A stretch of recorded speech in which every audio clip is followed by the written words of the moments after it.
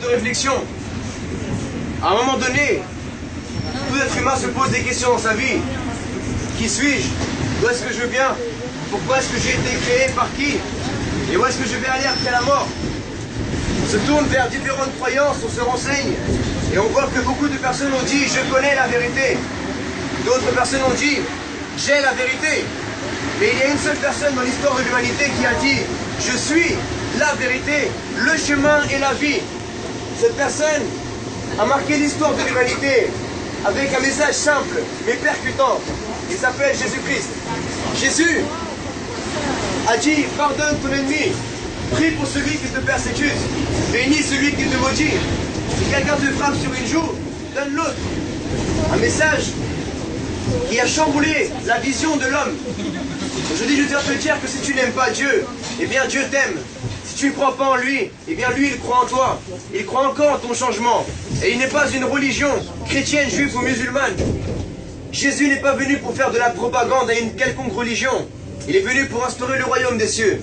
Il a dit, repentez-vous, changez de comportement, car le royaume des cieux approche.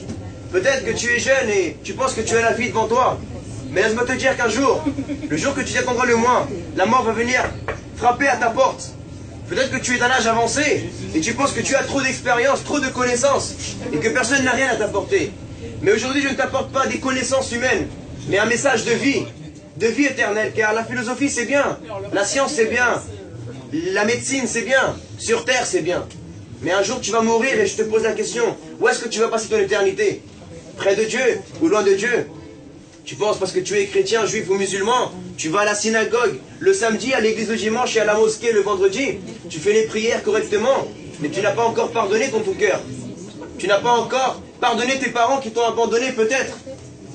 Tu es en couple, tu es peut-être marié, mais tu as de la rancune envers ton mari, envers ta femme, parce qu'elle t'a fait un truc ou elle t'a dit des choses qui t'ont blessé, mais que tu n'as pas encore pris la décision, parce que le pardon, ce n'est pas un sentiment que tu vas sentir, oh je sens de pardonner. C'est une décision que tu prends. Je ne veux pas pardonner, je ne sens pas de pardonner, mais je veux le faire.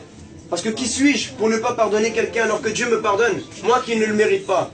Voilà, c'est le message de l'évangile, qui veut dire bonne nouvelle. La bonne nouvelle, c'est que nous sommes tous pécheurs, mais Dieu a prévu un plan de salut pour l'humanité. Il n'a pas tenu compte de toute la drogue que tu as pu consommer, toutes les fois que tu as été infidèle à ta femme ou à ton mari, toutes les fois que tu as menti, que tu as désiré la fin de ton prochain ou bien un homme qui ne t'appartient pas. Mais Dieu t'a pardonné en Jésus-Christ. Aucun prophète n'est mort pour toi, aucun philosophe. Le seul que tu sais qui est mort pour toi, c'est Jésus-Christ. Il est le chemin, la vérité et la vie. Et personne ne pourra aller à Dieu s'il ne passe par lui. Aujourd'hui, je ne t'invite pas